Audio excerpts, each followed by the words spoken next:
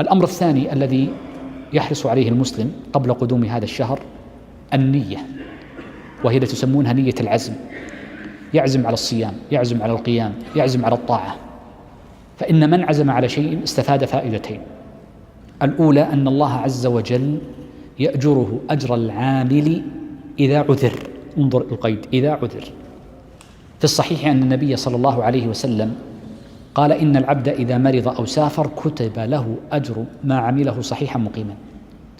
وفي الحديث الآخر قال صلى الله عليه وسلم: إن أقواما بالمدينة ما رقيتم جبلا ولا نزلتم ولا سرتم في واد إلا كتب لهم مثل ما كتب لكم، حبسهم العذر، عزموا على الطاعة ولكنهم منعهم العذر من الاستمرار فيها.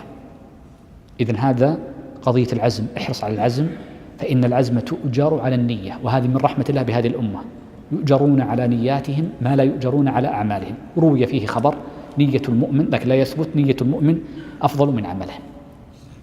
الفائدة الثانية من العزم أن المرء إذا عزم على الأمر ثم استعان بالله عز وجل فإن الله عز وجل يعينه، لأنه عزم على الطاعة واستعان به سبحانه فأعانه الله سبحانه.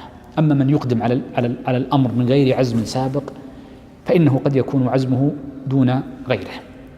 إذن الحرص على العزم وإخلاص النية، وأن يحرص على أن يجعل له أشياء كثيرة يفعلها في هذا الشهر.